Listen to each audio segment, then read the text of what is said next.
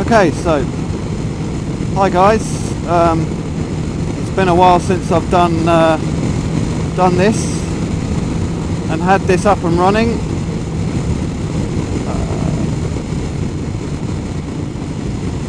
The last time I did a feed like this, I think it would have been my Honda Africa Twin test ride, which I did like in 2016.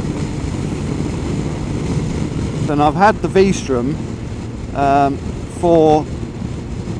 basically had the V-Strom from brand new all the way to 2020, this year, the start of this year, and it's been it was a great little bike, brilliant, did everything I wanted it to do. I went touring on it, I did some England touring on it, I did some European touring on it, so I was, one of the trips was down to the south coast, one was up to the Lake District, one was, and the European trip was with a mate of mine on his Kawasaki, and we went and did a ride through France, Belgium, Luxembourg, Germany, the Netherlands, and then back through Belgium, France and home.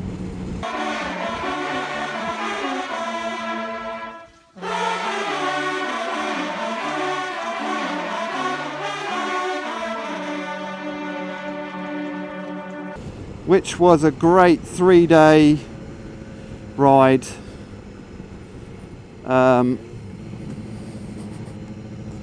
And it was really good. I really enjoyed that. I did have a few issues. I did carry a tank bag, and the tank bag decided to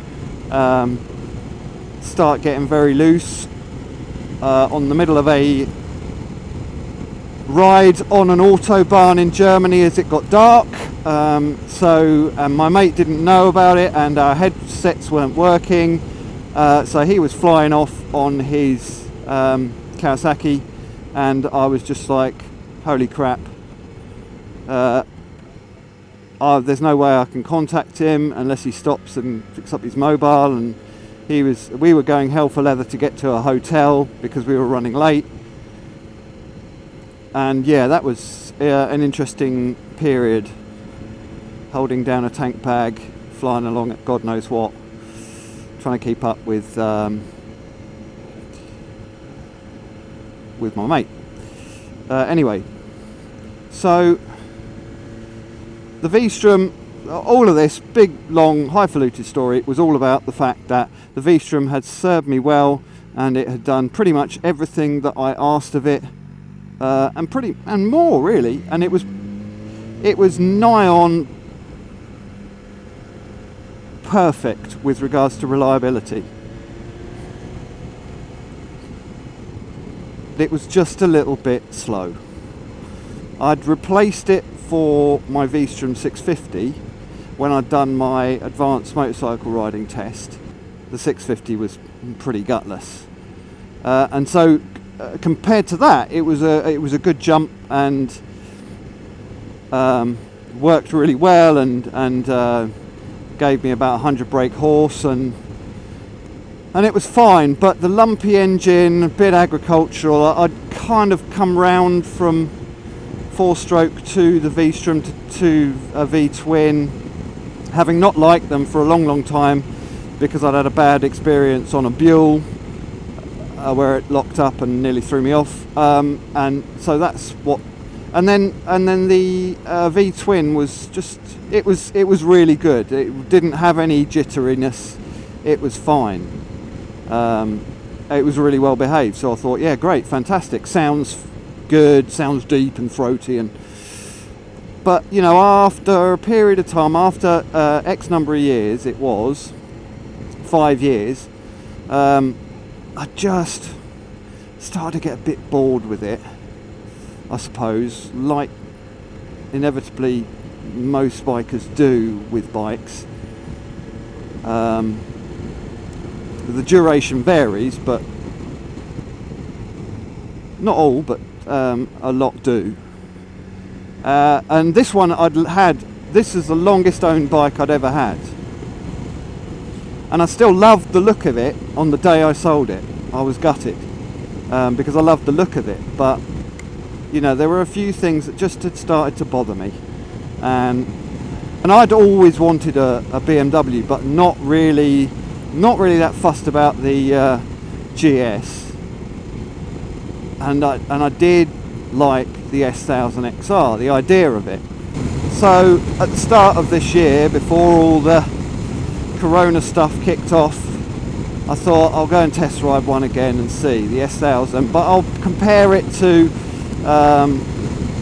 the R series as well, just to get a taste of the twin engine on, just like the GS 1250 engine, the twin Boxer. I'd never ridden a Boxer, so I thought I've got to try that before I go all out. But no, it was alright, it was better than the V-twin, but the behaviour of it is different. It takes a while to learn it, I can imagine. So I did a second test ride on an S1000XR and thought, yeah, this is it. This is the one. It's a BM, it's adventure style. It's got far more poke, that incredible engine. It looks amazing, and so I'm going to go for it. So I aimed for bells and whistles, Sport SE, and I love the triple black. So I bit the bullet and I bought one. Not regretted it in the least. Even though I loved that V-Strom and it served me well and it still looked great, just this bike is a absolute stonker, and it looks beautiful. And I didn't get it brand new because they are flipping pricey compared to sort of equivalent bikes that I'd briefly glanced at, thinking, well, I could get a new one of those, but I'd have to go second hand for this. But eventually I just went nearly new second hand from a BMW approved dealer, and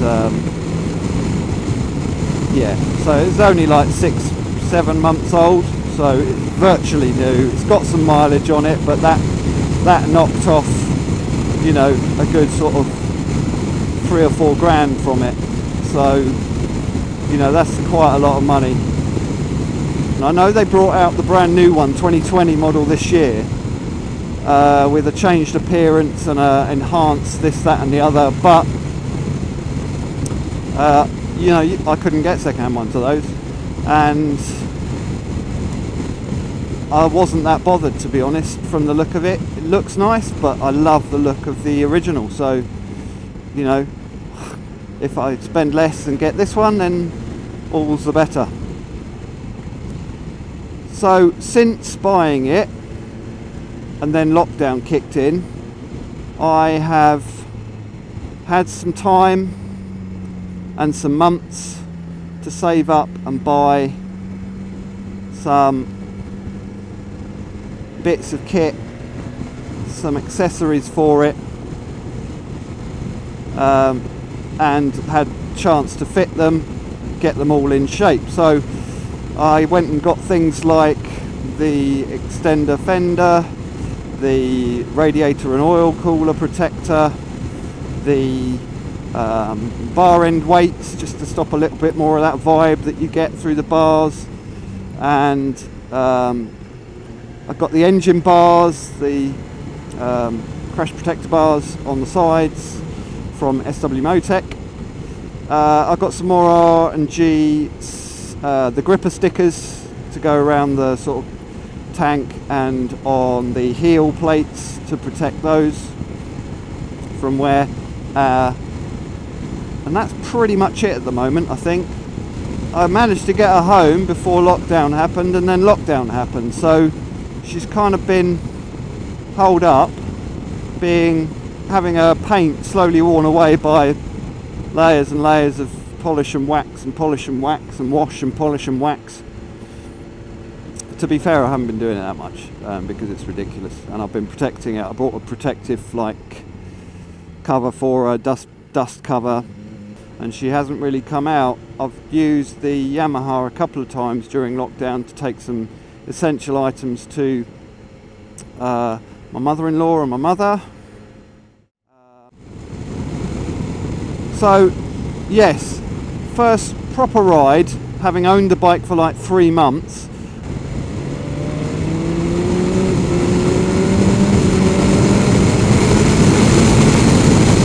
And I love it. It's just got so much welly, and the blipper up and down, oh, just sounds amazing. The standard exhaust just sounds great, looks not so great but sounds great, smooth, and just really lovely. Magnificent brakes, the Brembo's on the front, the BM caliper on the back, and because it's a Sport SE, it's got all the adjustable suspension, the blippers, the heated grips, the touring racks, the sat-nav setup, which I have invested in. I did buy a Nav 6 just because it works with my little twiddly dial thing that I haven't really had much chance, well, I haven't had any chance to use it in earnest, so I can't really comment on that until I do use it. It might be useless, it might be worth something, I don't know yet. So the bike has also got the various different road modes, or the setup modes. So rain, obviously, haven't had a chance really to sort of try that either in comparison to the other modes. I've got it in road just because it's the kind of standard setting. I haven't put it in dynamic yet, and dynamic pro, you know, I'm not really sure of the benefit of it unless you're taking it on a track day, etc., which is probably when you will use it. If and when I do that, I might well set it up or set it to that. But otherwise, I suspect I'll spend most of my time in road. Saying that, God's sake, bloody thin blooming rain. Right, road. I thought it felt a bit... Oh, holy shit! Okay, so it does make a difference. Oh my god. Yeah. Okay. Right, there you go. So, I'm learning on the job, really. It's a learning experience, moment to moment on this bike. Wow, yeah, no, I can tell the difference. You can tell the difference in pace and response. It's perfect for me. I absolutely love it. The engine is what I'm back to, is what I wanted to get back to, an inline 4 with enough poke to disturb an awful lot of cats.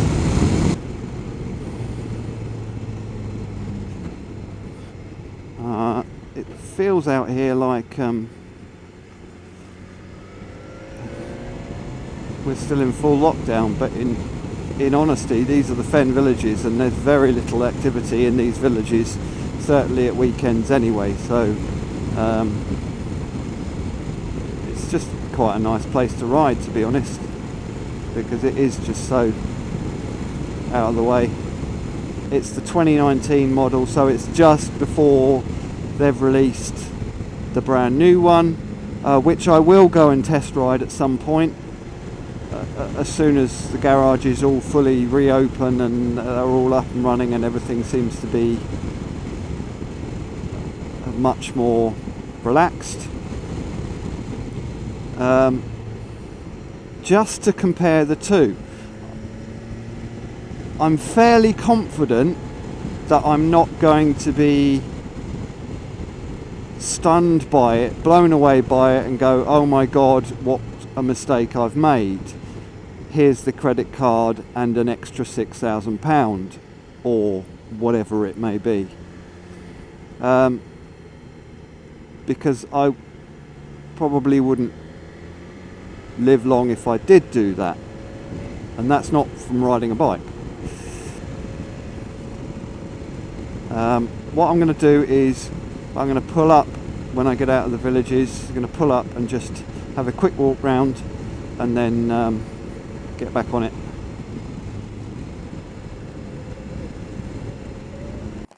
Okay, so there she is. An absolute beauty. Getting a bit covered in fly rubbish now, but yeah, stunner, absolute stunner. Those bars do look really good actually. They're well integrated in it. You can barely see them, but yeah. So and then the RG, and then the grille on it on the front as well. That's all there. Anyway, that's my S1000XR. So I'm going to get going, get on my way now, and head home.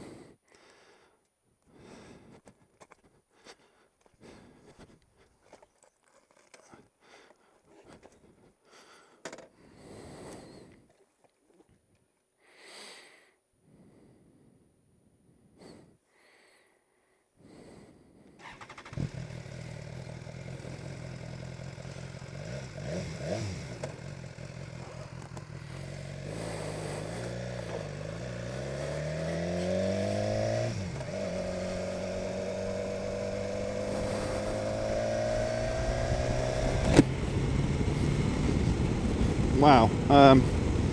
Okay, so my visor is absolutely splattered. Anyway, so I will carry on enjoying the roads on the way back to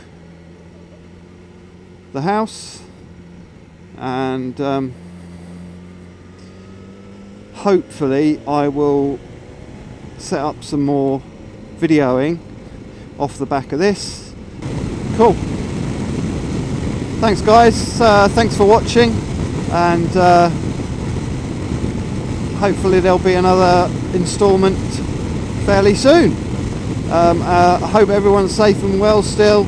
Obviously with this coronavirus and the pandemic, it's been a bit of a goddamn nightmare for people of all shapes and sizes.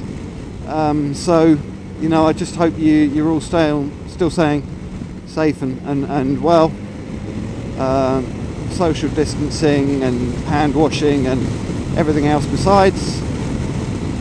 Take care of yourself and see you again soon.